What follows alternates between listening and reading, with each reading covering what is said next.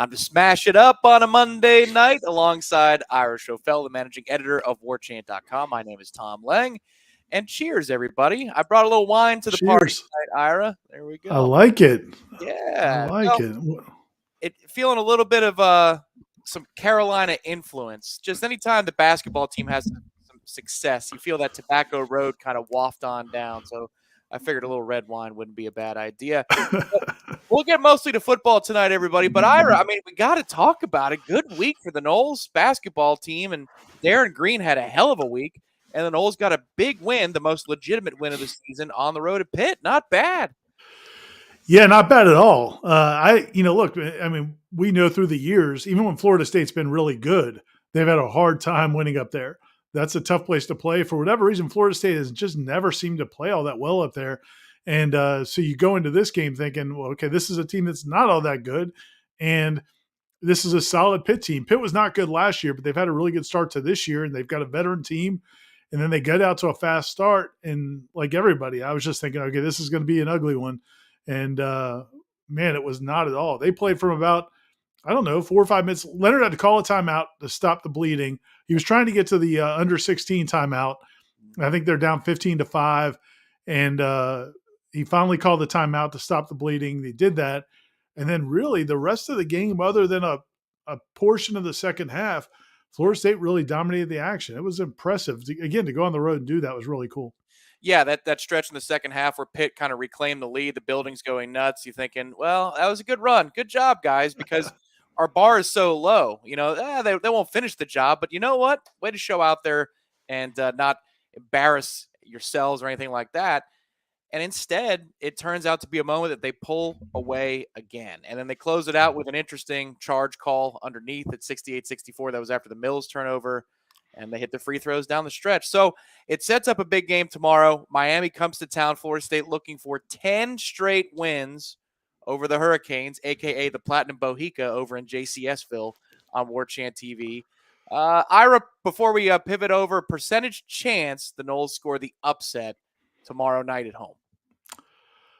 I'll be honest with you, man. I think it's probably over 50% right now. Oh, okay. I do because, Miami's had a great year, but they've lost, drink to that too. They've lost 2 of their last 3 games, I believe. And now it's to good opponents, but it's not like they're, it's not like they're riding some huge wave of success. And they have lost 9 straight games to Florida State. Leonard Hamilton, we spoke to him this morning. We'll have a story up on the site either later tonight or in the morning previewing that game. But Leonard Hamilton said, look, this is going to be our biggest challenge of the season, not only because Miami's good, but because they realize, I was surprised he actually said this. Nobody asked him about it. He offered this up. He's like, they know that we beat them 9 straight times. That's so, they're well aware of that. Nobody wants to get beat 10 straight times by a rival.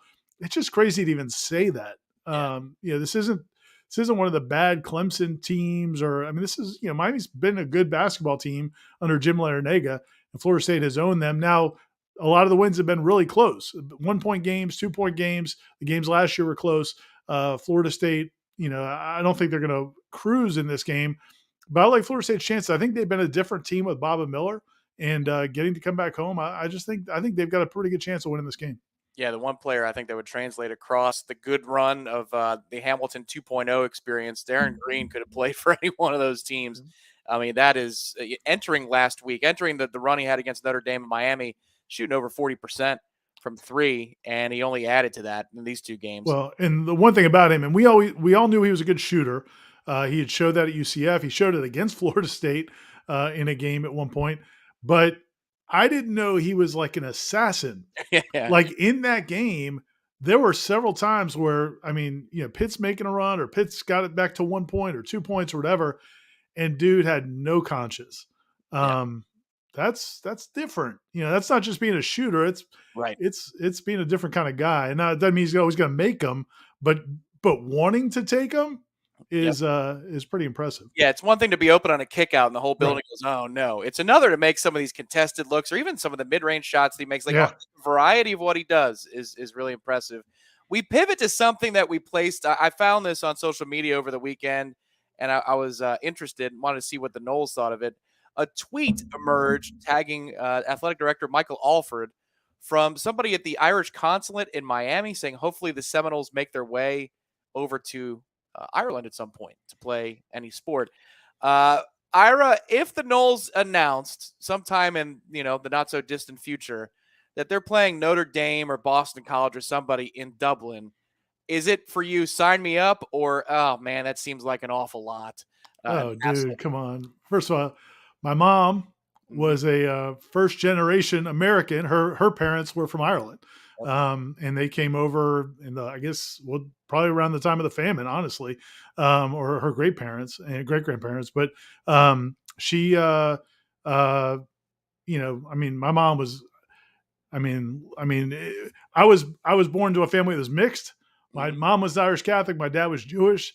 We had mixed messages in the Schoffel house, but my mom's passion for Ireland was so strong. So Yep. yeah, man, that would be a dream come true.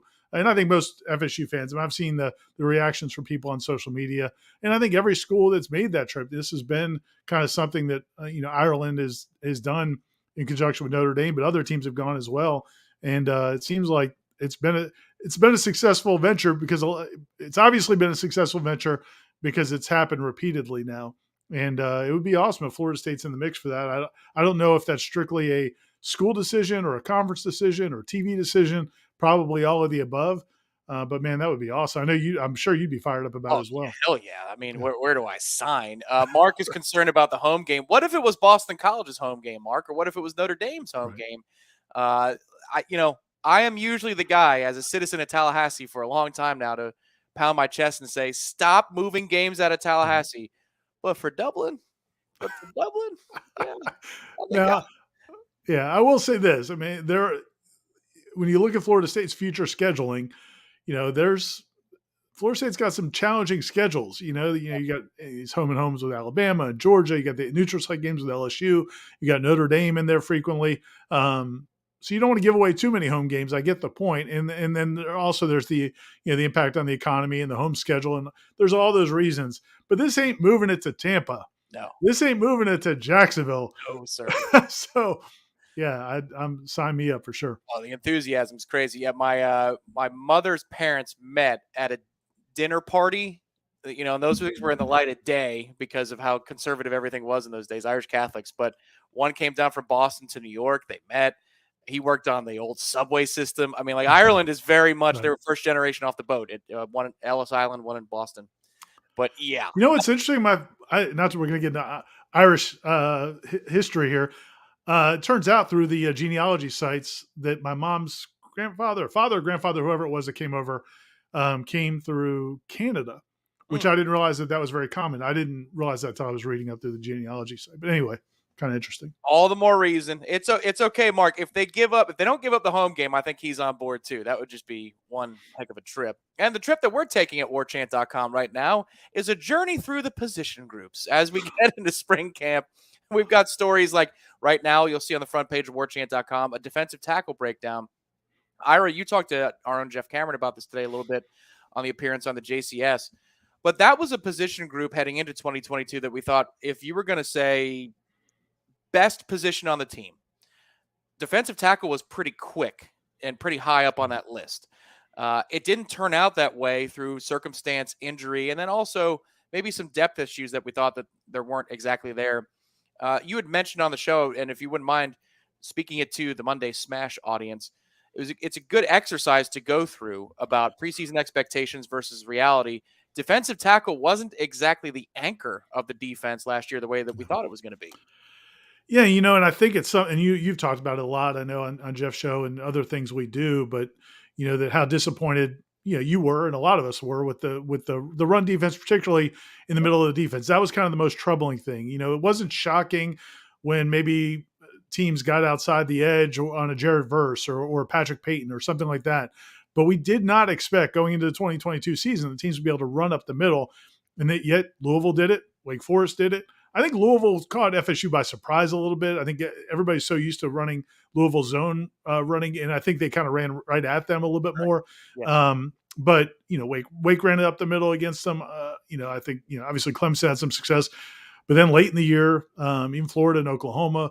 And so I just, I think that's part of the reason I think some fans have kind of gotten frustrated about even Adam Fuller and the defense. They feel like that's a reflection on the defense overall. But I just think when you look back at it, the guys that we thought they would have, they really didn't have. I mean, Robert Cooper played every game. I assume whatever injury he had must have been one of those injuries where it's, look, man, we can't fix this during the season, and it's not going to get any worse, but you're going to have to play through being not happy and not feeling good for the entire season. And that's what he did. And you give him credit for being out there every snap, but Robert Cooper had 19 tackles in 2022. He had double that the year before. You wouldn't think he would have half as much production in his last year of college. And it's not like he was loafing. I just think he wasn't physically the same guy. Then you talk about Fabian Lovett only playing basically parts of 7 games. He missed half the season. And then those guys on the backup, Sher Jackson, who also, it's worth noting, wasn't available in the bowl game. So you didn't have him. He had already transferred out. So you didn't have him or Fabian Lovett in the bowl game. And, you just see that defensive tackle position was not what we thought it was going to be. Yep. But man alive, when you look ahead to what they should be in 2023, yep, it's about as stout as, you probably got to go back to a 2013 team, I think. Yeah, no, I agree. I mean, you think about your first 4 in that rotation, and you've got an anchor coming back for one more run in the Garnet and Gold. You got Fisk, you've got Daryl Jackson, you got Joshua Farmer, his high school teammate, and then the slew of young players. And I know I'm skipping over a couple of guys that are in the rotation as well. Malcolm Ray, but it's just like, who is the 5th guy in that rotation? You're not wondering who the 3rd player is. You're wondering who the 5th player is in the rotation. And then the other thing is, on the defensive line as a whole, I love the versatility of what they can do against run-heavy teams and against pass-heavy teams. Now you've got a ton of versatility with a guy like Fisk, who, if it's a run-heavy team, you can run him out there and maybe he plays a little bit wider from the line of scrimmage or from the ball, away from the ball. Same thing with Dennis Briggs. And then you got a couple of anchors in the middle. They have so much more to work with up front. It's not just in the interior, Ira, but there's interchangeability. I don't think that they've had, like you're saying, probably since the tail end of 29 straight. However you want to line it up front, I'm talking about the 4 now across the board. They've got answers for it. Yeah, and I'm curious. Briggs is one I'm curious about. In the position things pieces we did, that people can find at warchant.com. The defensive, I listed Briggs with the defensive ends. But I don't know. I'm not sure where he best fits. He's played both. This past year, when Patrick Payton came on and then they were thin because of injuries at defensive tackle, they moved him back to defensive tackle after moving him to defensive end last offseason. I'm not sure what they're going to do with him this spring and fall. I don't know that there's a huge need at other spot. At the same time, he's a guy that's played a lot of football, and he played well in the bowl game. He had some big plays in the bowl game. So, I'm curious where do you think he ends up? I think they liked him as a Swiss Army knife this year because they moved him late. I think he could play anywhere. I think it depends on the situation. They could be as multiple as they want up front now. And the other thing I'd say that Adam Fuller does, we saw it a couple of years ago with Keir Thomas and Jermaine Johnson. There were times in certain situations he'd line them up next to each other, and that doesn't make sense on a 2 deep. But he lined them up next to each other because he wants to run twists in games. I just think this might be another position group, defensive line, where I don't know that we're done seeing the comings and goings after spring camp. It's just there's a whole lot of guys that you want to get in the rotation, but I don't know that everybody can fit in the plans for the fall, or at least get the snap count that they want to get. So there might be some honest conversations to come. The other position groups that you've written about, Ira, quarterbacks, running backs, receivers, the tight ends, the O-line, and the defensive ends. Let's stick with that offensive side of the football. Of that group, what was the most fun to examine, do you think? Which position group did you have the most fun examining? We could argue which is the deepest or which has the most top-end talent, but which one is the most entertaining as we're in between fall and then spring camp? Corey and I split them up, so I'm not taking all the credit. No. But, you're the editor. You examined every bit of this. So, yeah.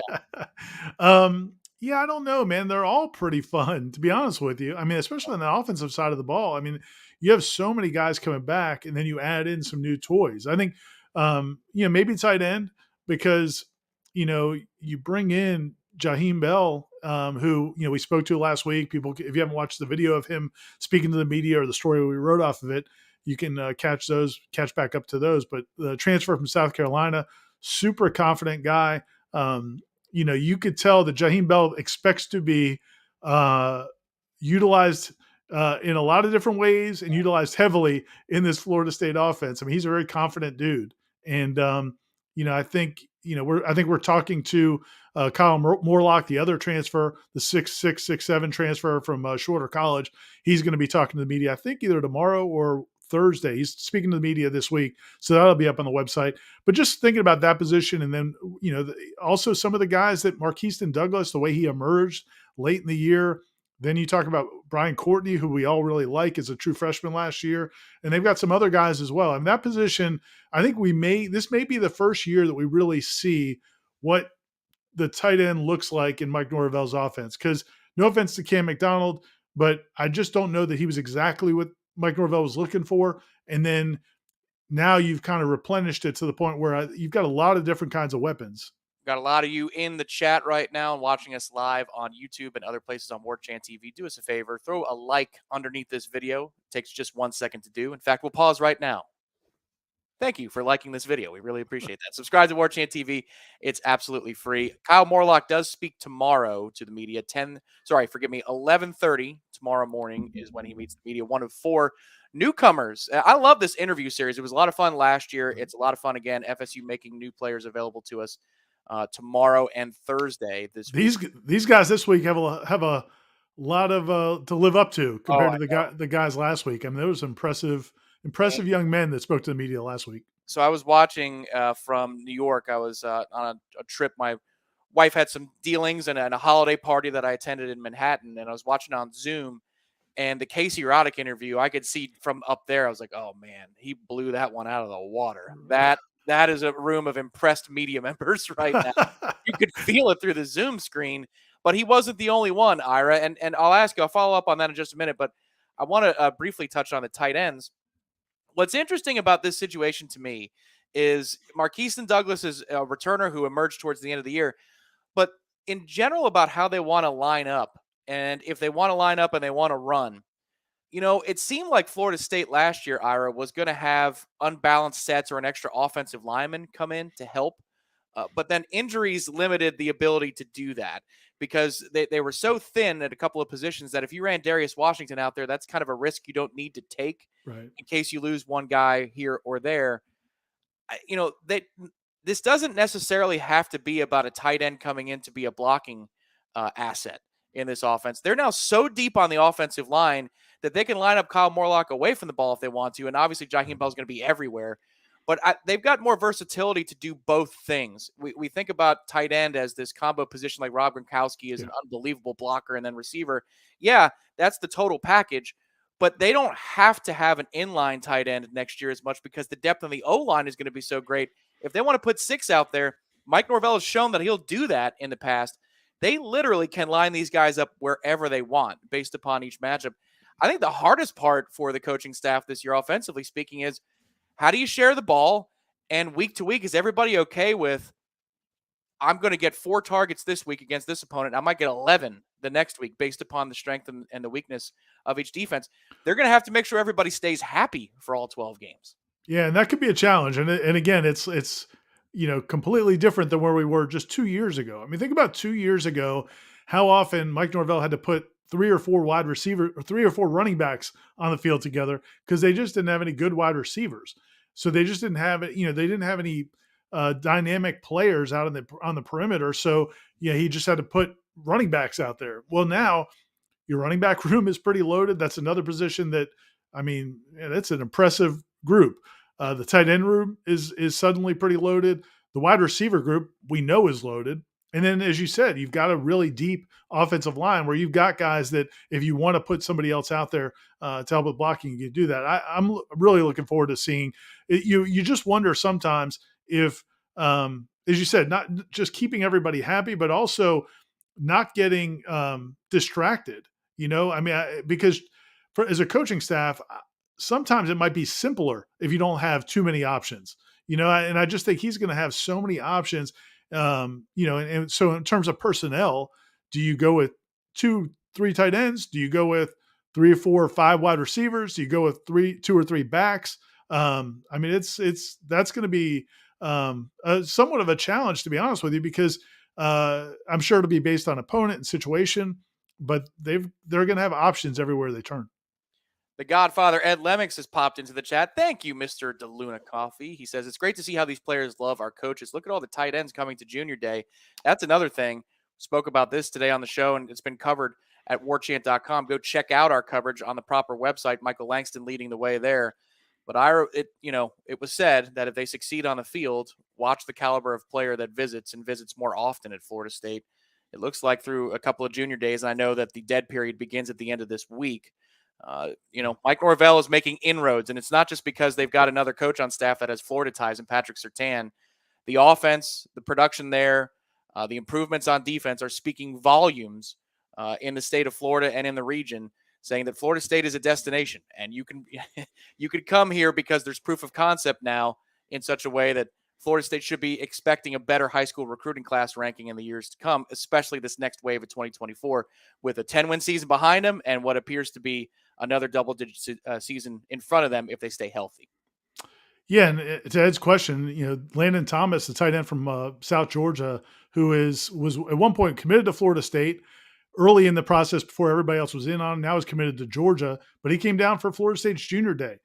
The idea that a guy who's committed to play tight end at Georgia, where they've done what they've done with their tight end the last couple of years, would still be considering Florida State or really any school is really impressive. And I think it does speak to what this offense could be. And now, do I think Florida State's going to beat them out for this guy? I don't know. That would probably be a lot to ask. But at the same time, maybe you're the second destination if things don't work out originally. But again, it just speaks to it. And they had several other tight ends here as well. And some of them mentioned, the point you made about guys not having to play the traditional position. One of the tight ends mentioned Johnny Wilson is the way they've used Johnny Wilson is something that, they expressed, I assume the coaches expressed to this young man this is a way we could use you as well.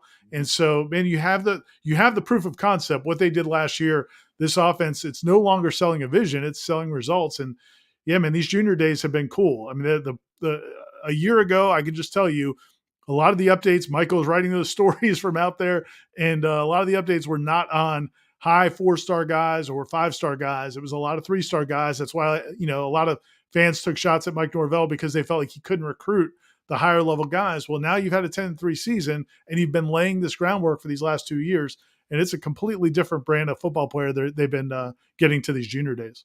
Tom asks a question about the portal. When does the portal start again? 2.5 more players. I guess he's talking about how many guys did we go get. But as I understand it, Ira, it's May 1st. They got a 15-day period beginning in May. Is that correct? Yeah, I can't remember if it's exactly the 1st, but yeah, it's in May. It's basically after everybody's done with spring football. And so it'll kind of give everybody one more chance to, players who maybe lost the starting job in the spring or maybe realized they're further on the depth chart than they expected. It'll give them another chance to hop back in to the portal, and it'll give other schools a chance to realize maybe where they're missing. They need to add some pieces. And I would say it's 2.5. I don't know, man. I probably 2. I think maybe Florida State picks up 2 more players. What do you think? I think that sounds about right. I mean, and you don't know how many are going to exit out of Tallahassee in spring camp. So that always keeps it kind of up in the air. Yeah. May 1st to 15th, Michael Langston chiming in. Michael, thanks, Mike. He's the Monday chat master, is Michael Langston. We appreciate him popping in and answering questions. For those of you, it's a little value added. That's what we say in the media business, a little value added. If you got questions for Michael in the chat, go ahead, fire away. But Ira, returning to the newcomer interviews, we did talk about Casey Roddick, and then Jaheim Bell was unafraid last week. And I liked how he mentioned, too, that Jordan Travis was a huge reason that he came to Tallahassee. Why wouldn't you want to play with Jordan Travis? That's a good answer. What about some of the other guys that spoke before the media? Who impressed you? Really, all of them, to be honest with you. I mean, I just wrote about Lamont Green that people can read about that on the website. He was, he's a guy that, when he first committed to Florida State, a lot of times with legacy kids, you never know. Everybody will kind of whisper, oh, is he really Florida State caliber, or are they signing him because of his dad or whatever? And Lamont Green Sr. Was a really good linebacker for Florida State in the mid-'90s. was a highly coveted recruit, and ended up having a good career. Had over 200 tackles. I think was all ACC his last year, or maybe second to last year. But he had a really good career at Florida State, and his son has been somebody that Florida State's been recruiting for a long time. Committed 2 years ago, and but he really kind of blew up these last 2 years in high school football. He had 20 something sacks. I think each of the last 2 years, maybe. And he's undersized. Right now, I think they're listing him at 206. He didn't look 206 to me. If he's 6'3", he didn't look as thin as 206 sounds. But he does want to get up to about 230 this spring. And the good news is it's not like they desperately need a pass rusher. But when you look at his frame, he's going to be able to put on a lot more size. And he was a cool kid, man. Just listen to him talk about getting to wear his dad's jersey number. And you think about that, and it's the kind of thing we write about stories like that. But could you imagine what that must be like? I mean, you've been watching these VHS tapes of your old man wearing 45, and you want to be a Seminole your whole life, and then here you are. You go in your locker room when you report for January, and you got a 45 jersey, and you could tell it was genuine. He was really excited. Well, and then you go through a period of about the entirety of your high school, say for your last year, saying, "Do I really want to be a Seminole?" Man, this looks like a rough Oh experience. man. And then they get it all squared away, and now Florida State is in a much healthier position. That's the other thing too. All these guys don't look like the weight of the world is on their shoulders, whether it's the newcomers with pressures about what they have to do immediately. Some guys put the pressure on themselves, but you could kind of sense that in the breakout rooms with these players that there was just they were walking on eggshells a little bit because they were trying to get over this barrier, and now there's just kind of a sense of relief. But the question is, how do they get from a 10-win season in a bowl game to that next level? And that's something that you can find on Warchant TV. That discussion will be coming out in just a couple of days between some members of our staff saying, is FSU a national title contender? I'll turn that question to you in this sense. If Florida State, the playoff contender is one thing, but to win a national title is quite another. Like TCU kind of proved that. They got in the playoff, they won a game, but then there was this other level that they had to go to in order to win the national title. They were not prepared to do that. If Florida State is to be that second tier, that best tier of national title contender, what will be the reason, or what is the key position group that you think will have to come a long way in order to get them there? Before I answer that, can I touch one back on the newcomers real quick? Because Oh, I was just thinking about KJ Kirkland also. I mean, they were all impressive. But KJ Kirkland is a freshman coming in out of Jacksonville, was really impressive. And the thing I liked about him, one of the things I liked about it, it made me think about it when you were talking about what, Lamont Green was probably thinking during the process. He's another guy that committed. He committed last summer, when they're coming off of a 5-win season. And so, he was committed to Florida State. He felt good about it, but same kind of deal. Now he gets to watch them win 10 games. And now, you could tell he felt, like, man, I made the right decision. I saw it in these guys. I saw it when I came to the practices. I saw it when I was around these coaches. And so the validation, I think, for guys like that is really cool as well. Those guys all coming in now with a feeling that, man, I'm in the right place. well, okay, let's stick with that. We'll go to the big picture in a second. I find it interesting how many different players are both high school and out of the portal all say the same thing about practice. Like practice put it over the top for them. Hmm. I find that interesting. Now, we saw a little bit of Jimbo's practices in the early portion of his career, and then they would have the open fan day practices as well once a camp. But it was harder to get into those, and towards the end, I don't think anybody wanted to be in there anyway, players included, coaches included. It got so bad. We saw some of Willie Taggart's practices earlier on, and now we've seen a whole lot of Coach Norvell's practices. And I would assume, how many Bowden practices did you go to back in the day? Decent amount Yeah. in preseason and spring. So what is it about this, if you were, because you've seen more than I have in terms of what a standard football practice looks like, going back probably even to Gainesville a little bit. Because I'm old. That's, well, experienced and wise. We're going with wise, damn it. Thanks. What do you think is the secret sauce? Why does practice stand out to players, both high school and transfer wise, under Mike Norvell? Is there something different that you see? I mean, I think Jimbo's were impressive too, without question. I mean, they were fast paced. They were, and you were out there some too, and they were organized. There's two fields going on all the time. There's a lot going on. So those were impressive too. And I mean, back in the day it was a little bit different before college football became this industrial complex that it is now. Back in the days when I was covering UF or early at Florida State, but I think Jimbo's were impressive too. I think what's the special sauce, I think what's kind of really resonating with those kids is they talk to these coaches off the field. They talk to Mike Norvell in his office, and they talk to Alex Atkins in his office, or if they're homes, and they're a little bit different in those settings. They're not, Mike Norvell's an affable guy, seems like a mild mannered guy, likes to joke around, likes to joke with the players. Alex Atkins the same way, a little bit different sense of humor. He might make fun of players and things like that, but he kind of gives that give and take. So that's like one speed, and that's nice. And I think that Taggart staff may have had that speed also. But where Taggart staff lacked was when they went to the field, they didn't see the hard coaching part. And that's the part that, man, the players want that. Players want to be coached. They don't want they all have aspirations of being, whether it's winning in college and then also going on to the NFL or playing professional football, they want to be pushed. So if they're not being pushed in practice, that's not appealing. So I think that might have been a disconnect in that staff when, even if they liked these coaches when they spoke to them on the phone or in person, but they didn't see what they wanted to see on the practice field. I think Norvell's got both, and Jimbo had it for a little while. I mean, that's what made Jimbo a really good recruiter, I think, as well. Is Jimbo had a great personality with players and players' families. He was a really good recruiter. He had a staff of really good recruiters. And then when you went to practice, it was really intense. The one difference I would say, though, is, and I don't know if it always happened when recruits were there or not, but there was times where it felt personal. Yep. There were things said to players either by him or by a position coach like Rick Trickett, or maybe one or two other guys on that staff, where things would be said to players that, it happens. We all know it happens on college football fields.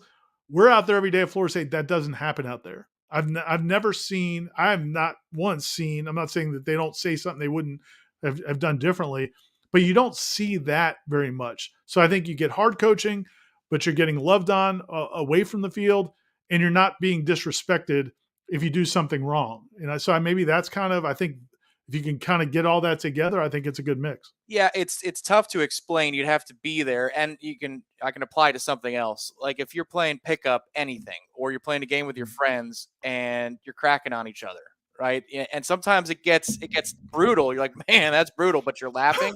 And then there are other times where you're like, whoa, that's over. Hey, easy. You don't say that. That's Jimbo would go to that other place where you're like, whoa, my man. Right. And then, and ultimately that was kind of one of their downfalls, especially with, Coach Trickett, who, I have a lot of respect for. The guy did amazing work with a lot of offensive linemen throughout his career, had a tremendous career. And I think had the right intentions, but later in his career, they had less and less of the players were willing to put up with it. And then when recruits would come visit, they would be told, like, look, man, you're not going to like this. It's not cool the way he treats us. And it really affected their recruiting. And I think, if you're not good on the offensive line, you're not going to be good anywhere. And so, that's kind of where things went off the rails, I think. Unfortunately, one of the ways. Unfortunately, Matthew, that's an oversimplified retort. I know you're trying to crack a joke there, but they play plenty of rap music at Mike Norvell's practices, plenty of it. Anytime they go head-to-head in a drill, there is music cranking. Now, they mix it sometimes to our liking. Every once in a while, we get a little Ozzy. Or sometimes when they get old school, rap and R&B for Ira, I get a little Metallica every once in a while. But they play a whole lot of rap music at practices. It's not about that, I can promise you. It's about other things that happened in the previous era. So to the nearly 250 of you right now that are watching Monday Smash, do us a favor and hit the like button underneath this video and subscribe to Warchant TV. It's absolutely free. You want me to answer that other question now? The national championship thing? Let's do it. Let's do it. So the national championship, there's a difference between making the playoff and then having a chance to win the whole thing, as TCU just proved, resetting for the new audience, of course. Ira, what would be the reason that Florida State gets to that upper tier? Is it a position group or something that we don't know, something that's got to happen, or something that would be unexpected? I think the thing that would, I guess, concern me going into this year, where I'd say, like, okay, I don't know how that's going to pan out at that level. is the probably the linebacker play. It's probably the one position where I would say, and I like Kalen DeLoach. I like Tatum Bethune a lot. I don't know that they're elite there, but I do think they'll be helped a lot by, as we talked about earlier, if you've got a better defensive tackles, a better defensive line, you're going to be better at linebacker. Um, so that if those guys play better, and or if they get a player to help at that position, and then behind them, Jamie Robinson's gone now.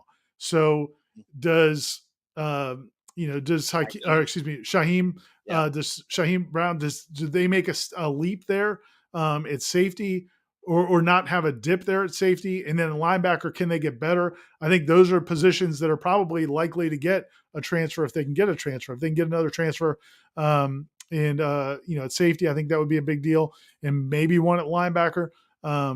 So those positions will have to be probably better than I think right now. But the biggest thing is going to be matchups. I mean, I really think, to get to that championship game, you probably need a good matchup, in the semifinal round. And I think so that's as big as anything. And then once you get there, I don't subscribe to the notion that TCU was 60 points worse than Georgia. Sure. I think, if not to sound like Dabo, but if they played 10 times, they wouldn't have got beat like that. Now they might have lost all 10, but they wouldn't have lost. They might not have lost again by that much. They played terribly to go with Georgia playing pretty flawlessly. And so, but I think Florida State can be in that mix for sure. Yeah, I think the missing link to me, you're right. I would start probably in the middle of the field defensively. They need to answer some questions there at the very least, and maybe better defensive interior play up front can help answer the linebacker question a little bit. But to me, it's on the O-line. You lost a lot of guys now. The O-line has been something we talk about every preseason because it's just not good enough. It was good enough to get you 10 wins last year and probably 11 if you didn't slip up on the road at NC State. But to me, if you're going to push over that final hurdle, it's 3rd and 1.5. Whole world knows you got to run. Can you do it? And if you can do that successfully at least 50% of the time, 60% of the time, that makes it so much more dangerous. The total package of an offense in a red zone set, and a 3rd and got to have it, all 4th and goal, whatever, things like that. You've got to be able to win those more often. And I think that Florida State had to turn to indirect ways in order to score in those situations against better defensive lines. Because again, I think the O-line will be fine for the bulk of the season, but these games, like the first one of the year, or the Clemson game on the road, or the playoff games, if we're projecting that they're going to get there, they've got to be a little bit better. And I don't know if it's the new candidates that are coming in from the transfer portal. I don't know if it's some of the guys that are already on campus, but that's going to be a fascinating thing to watch. They may do some position shuffling on the offensive line as well. I mean, they've already shown a propensity to do that, Ira, that tackles can play guard and vice versa. Even when you asked some of the offensive linemen last week, they didn't have a finite answer of, I will play right tackle. Sometimes they'd say, I'll play tackle, but I may play guard. Or Casey Roddick might play guard or center. So, there's going to be a lot of shuffling to go on there. But I think that's the next level thing for the offense. If you want to be able to score in the 30s almost every week, they've got to be able to run the ball in short yardage. And I don't know, maybe you see it differently, but I thought that they were just okay in that regard. Not great at it when they played better defensive fronts. No, I agree with you entirely last year. And that's why I kind of defended, Mike Norvell. People got mad about the cute play calling and all that. And I always felt like, look, man, if he could just run it up the middle, he would do it. It's not like he's trying to prove he's an offensive whiz. I felt like they had to out of necessity, and a lot of times in short yardage situations. But here's my hot take. I think they're going to be much better on the offensive line. And that's why I didn't give that as my answer, because I am expecting that. I'll be disappointed if the offensive line's not much better. Look, man, I just think, Jeremiah Byers has been playing right tackle at UTEP and grading out really well, doing really well there, but they're looking at moving him to guard. I think that, speaks a lot. I think that's probably, I think there were some negotiations being done. This is a theory. I don't know if this is true or not, but you talked about these guys playing different positions. I kind of feel like Alex Atkins did some, negotiating in terms of where do you want to play for the next level. And maybe we can help you make that transition. Casey Roddick, for example, has played a lot of tackle. I think they wanted to try to see if he could be a center. Yeah. And so maybe that was part of the discussion. Look, man, I'm going to coach you well. I'm going to make you better. This is a good team. It's a good culture. It's a good place to be. Oh, and I'll oh, we'll work you at center, and because that might be where you have a chance to play. Or Byers, you're probably not going to be a tackle in the NFL, but you might be a guard in the NFL. So come here and be a guard. And so, again, so I don't know how it's all going to play out. I don't know who's going to end up where, but when I look at the guys that they're losing and the guys they're bringing in, I think the kid from Auburn is going to Keandre Jones. I think he's going to be really, really good. I mean, he's the one on paper that probably doesn't show as much success. He lost his starting job at Auburn, but I think there's a ton of potential there. That dude is a freakish human being, and I think Atkins is going to get the best out of him.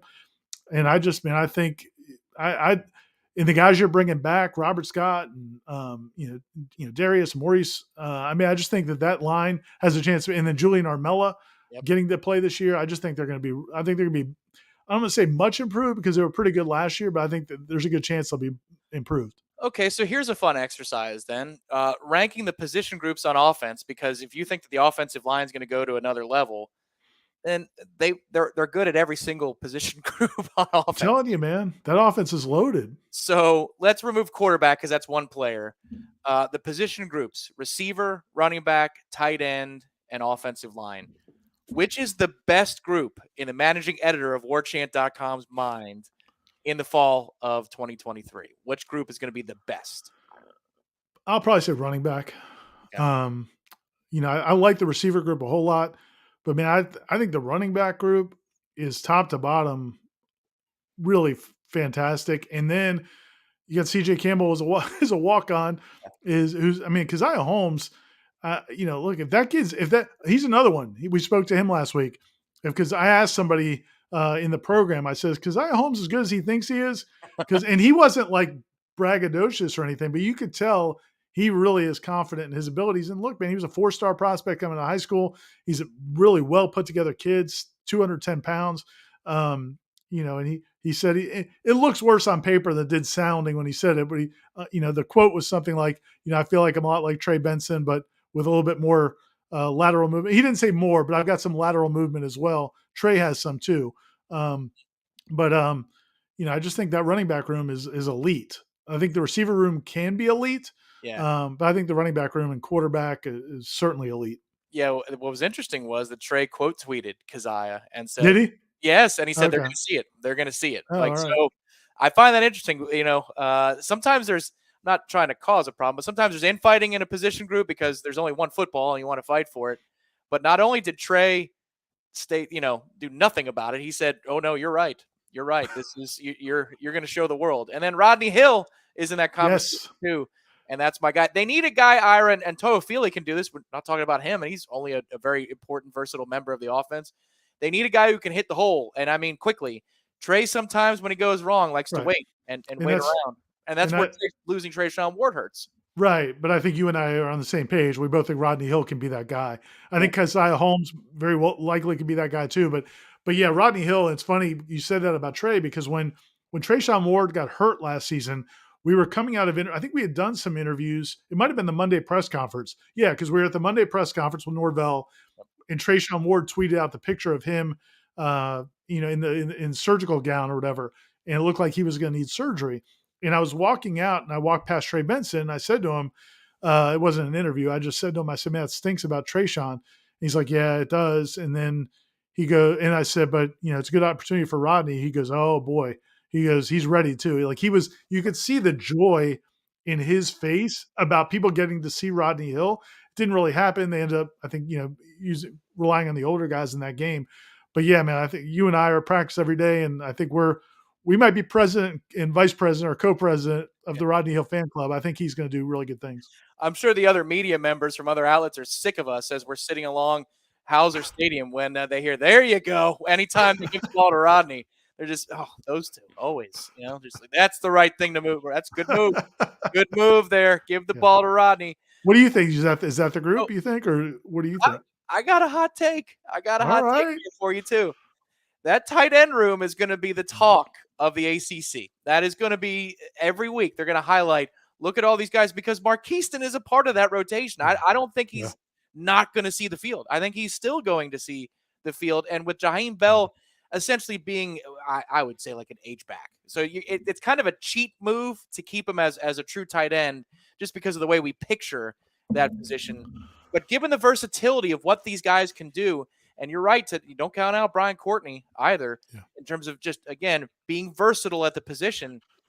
They And now have it's like the receiver room the year before, Ira. We were lamenting that they didn't have like a guy that they could go to with any consistency in 21. Last year, you had a guy who could do everything. You had somebody who could stretch the field, multiple players. You had a red zone weapon in Johnny Wilson, who was more than that, but just in terms of height. Possession receivers, underneath guys. It went from having nothing to having everything. It's going to be the same thing for the tight end room this fall. And I just saw Ed's question in the chat. He said, even without Trayshawn, listen, I was a day one Trayshawn Ward fan. I love Trayshawn Ward, and Tom and I talk about him at practice. I've always thought the world of him, and we'll see. Could be wrong. It could be a hot take, and you guys could laugh at me. I think Rodney Hill does a lot of the same things Trayshawn does, but he's got that afterburner that Trayshawn didn't have. Trayshawn did not have. Trayshawn was unbelievable in short distances, getting to a high speed quickly, shifty, good vision, balance, and all that. But guys could run Trayshawn Ward down. Rodney Hill's got track speed. They're not going to run him down. So I think I don't think you lost anything there. And then you bring in Keziah Holmes, and you bring in the freshman Sam Singleton, and you've got CJ. I mean, I just think that room is just loaded. It is. And receiver could go to another level if Winston Wright is completely healthy. And that'll be one of the things I look forward to seeing, Ira. Now that we've gotten out of fall camp, might be a little bit more fair to and bowl practices to speak about Winston. You know, they were really pleased, the timeline of it, about the speed of his recovery to where nobody dismissed the notion that he could be back in the rotation at some point in the season. And there were moments I thought in practice with the activity that started to ramp up. I thought he could do it. This is possible. But it just, in terms of, I don't know if it's the trust or it fighting through discomfort or whatever, that explosiveness hadn't quite clicked by the end of the camps, at least in my non-medical opinion. It'll be really fun to watch him in spring camp because he's been tweeting out photos of himself at the tour of duty, and you can see that he believes that he's up to full speed. He could help change that wide receiver room and help account for Pokey Wilson's departure because Pokey had a great season too. Yeah, you're right. Pokey did have a really great season. And I think, the thing with Winston Wright last year, and this is not from FSU's, they're not giving out medical information about him. But yeah, I mean, I think there was a lot of optimism that he might be back at some point last year. I feel like there had to have been some sort of a little setback. Nothing terrible. Like we never saw him disappear for 2 weeks or anything, but either whether it was in his own mind or whether there was some sort of, something just didn't respond as well as they'd hoped, they kind of pushed it back because it looked like it was really accelerated for a while. And then it kind of got quiet a little bit. And then they started making a push again late in the year. But yeah, the stuff he's putting out on social media from the tour of duty looks really, it looks like he's giving it all. It looks like he's going through everything. And, he's a guy that, again, I'm sure most people watching this remember, but he caught over 60 passes his last year at West Virginia. And it's going to be interesting. Again, that's another position where it's like who gets on the field with who, how much do guys get on the field? Because we saw some of these young receivers kind of emerge as the season went on. Kentron Portier and, Darian Williamson. Now Malik McLean went in the portal, which kind of speaks to how much talent is in that room overall. But everybody knows about Johnny Wilson. Everybody knows about Micah in that group. But I'm curious to see what Winston Wright and Micah Pittman, like how interchangeable they are, how often they go forward wide receivers. I don't know because Winston's pretty much strictly a slot receiver. At least that's what he was at West Virginia. But again, you want those backs and tight ends on the field, dude. I don't know, dude. What do you what personnel do you think gets the most run on this team? I'm curious. Too tight, probably a lot. But not lined up on the ends. You know what I mean? Like, Jaheim could be one anywhere, split off, right? and Kyle Morlock could be out wide with Johnny on the other side. You got 2 6-7 plus targets. I feel like there's going to be a lot of wide open dudes, Ira. There's going to be a lot of wide open dudes, especially if they establish the run early in these games. How can you? There are so many mismatches that they have in this offense that it's just it's hard to imagine that they're not going to have wide open looks, tempo or not, often in each of these games.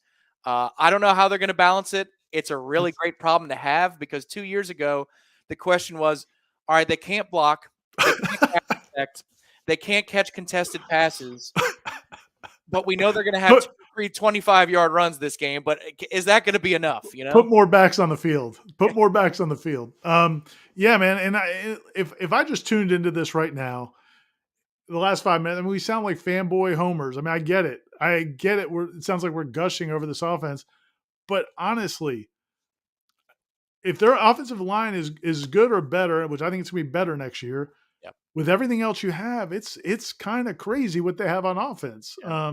And I think the world of Mike Norvell as a play caller, I think we saw that this past year. I thought I was hopeful that the move from Kenny as play caller to Mike Norvell might be better, and I think it was. And I think that offense overall, and Alex Atkins' imprint in it, that coaching staff's done a great job. So, but we're not talking about the same way on defense. We have some questions about the defensive side of the ball, and they don't have to be lights out, but they do have to be better on that side of the ball to get into that championship conversation. But I think that's why you've seen them devote some of the resources that they have, getting Daryl Jackson and Braden Fisk and the defensive ends they brought in. I mean, they've made a lot of Fentrell Cypress, one of the best cornerbacks in the ACC.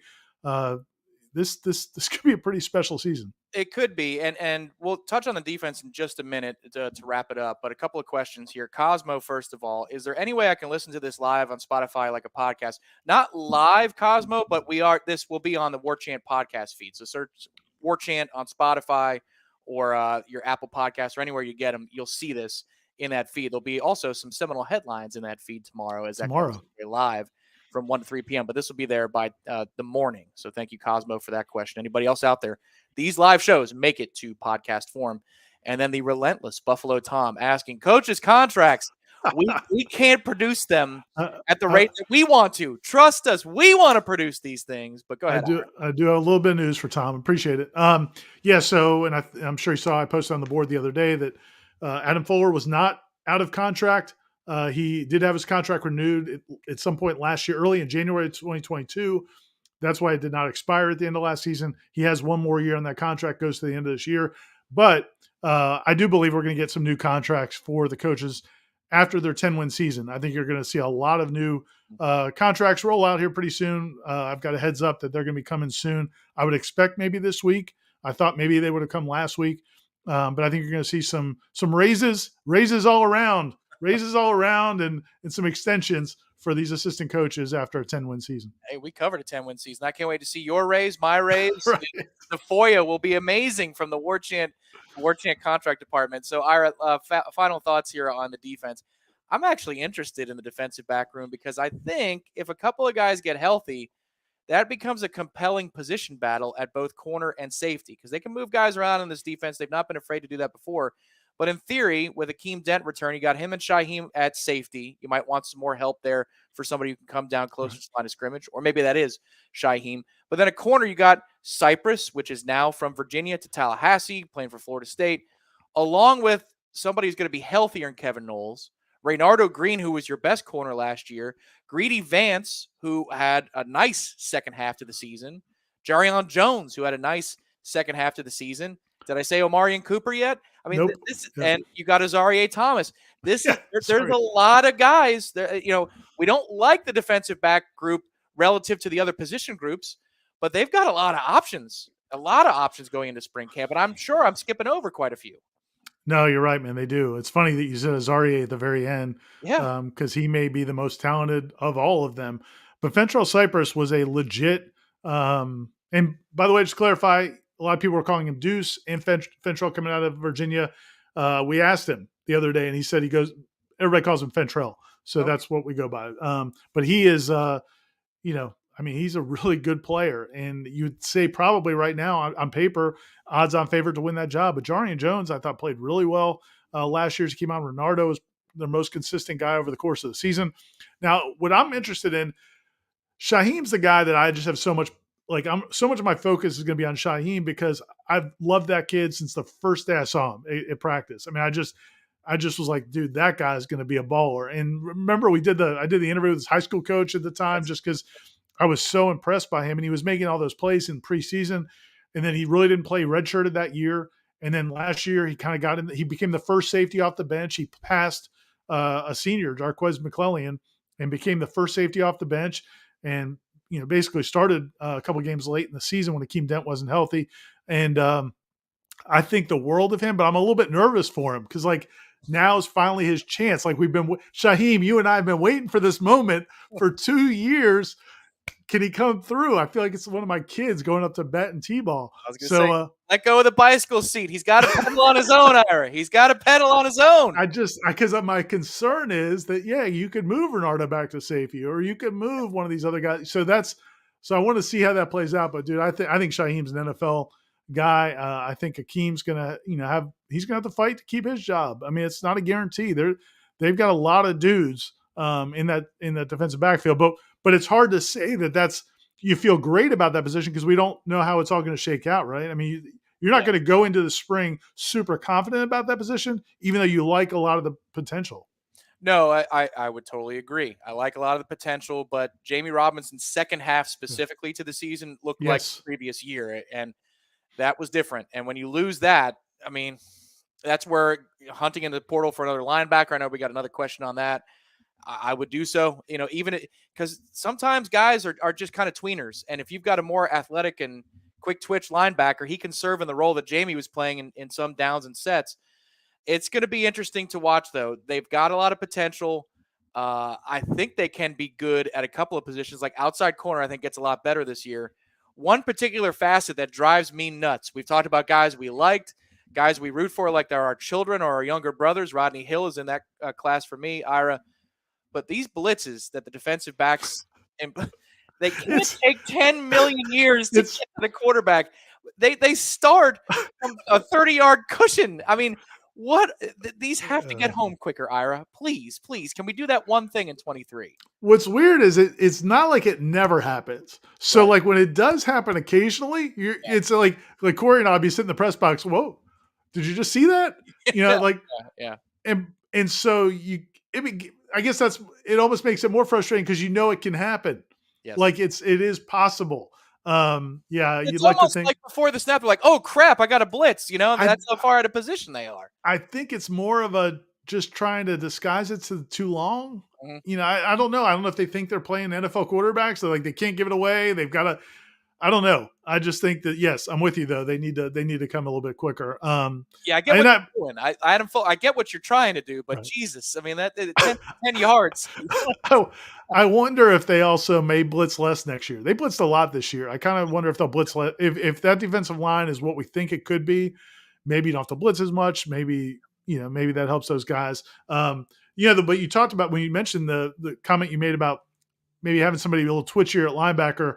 Not that Kalen DeLoach certainly is, but if you should, that's what Shaheem kind of gives you at safety, though. The play against Oklahoma, with the game on the line, he's not in position to make that play and stop him short of the first down, but he's so long and athletic, he can. So now you're starting to get some more of those guys. You're starting to get more of those guys that can erase some mistakes. You don't have to convince me on Shaheem. I think he's a good player too. Shaheem, this is our year. This is our year, Shaheem.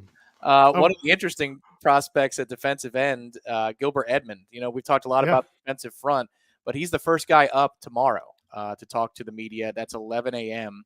Eastern time out here in Tallahassee, followed by Vandravius Jacobs, somebody that Michael Langston was very high on from the high school ranks, tight end Kyle Morlock, and then linebacker DeMarco Ward. That's the rundown for Tuesday, 11 to noon. We get 4 players tomorrow. You'll see every one of those interviews, every question and answer here on Warchant TV. That's coming up in the morning. Of course, Wake Up Warchant. We'll have you covered. We'll have a live show at 1 o'clock with Seminole headlines tomorrow. So we're loaded up on a Tuesday. There's going to be a lot of content here coming up. Also on the website, more position previews. They've already mowed through the offense. And here's the great thing about going to warchant.com and reading a position preview. If you've come late to the party, there's links for all the previous articles, so you can rifle through all those bad boys if you just want to ignore your job. That's what we help you do at warchant.com and Warchant TV. And just to note, on Thursday as well this week, Braden Fisk is the first guy up at 10:30. Keandre Jones, the offensive lineman that Ira loves from Auburn, at 10:45. Quindarius Jones, a true freshman, at 11 a.m. And then another Jones. 3 Joneses on Thursday. I just realized that. Defensive lineman Jaden Jones, the transfer from community college, Hutchinson in Kansas. He was the one who had the injury issue that he'll be recovering from. Ira, what else do we need to promote on this here fine channel and website over the next couple of days? Huge basketball game tomorrow night. Yep. So we'll actually have coverage of that. Plenty of coverage of that. Also, I'll have an advance on that. Corey's writing a story about KJ Kirkland catching up the last of the guys that we talked to last week. He'll have that up on the website either tonight or tomorrow. And then also some video for the Warchant TV subscribers. Also, we've got a couple more videos coming. Right? There's a Hot Topics video that's coming up. What was the hot topic? The hot topic this week was the difference between national champion and playoff contender. And is Florida State actually a national championship contender? Our own Jeff Cameron, Corey Clark, and the founder and administrator, Gene Williams, discussed that at length. So that will be available to everybody on Wednesday. We've also got a bunch of other video features that we're rolling out. Brand new fun stuff in the offseason. We're setting the tone in 2023. This is going to be a big year, and you all feel it right now. To the nearly 300 of you that are watching Monday Smash, thank you for stopping in. Hit that like button underneath the video and subscribe to our channel. And after we're done here, go check out the channel. There's a ton of great content for you to consume. So that's the rundown on TV here on YouTube and Warchant TV, on the site, warchant.com. Subscribe to warchant.com if you haven't already. We got you covered. This is a fun time of year. Basketball going for 10 in a row tomorrow night. And we are on the precipice of one of the most important spring camps for FSU football in the last 10 years. That's what we got coming up. Good night, everybody. There's the segue. As I'm about to belch, I had a belch coming, Ira. That would have been a great way to sign off. A red wine belch. A little red wine belch. Red wine belches are a little classier than Bud Light belches. UB40 would have appreciated that red wine belch. That's for sure. He's Ira. I'm Tom. We'll talk to you next time on Warchant TV. Good night, everybody.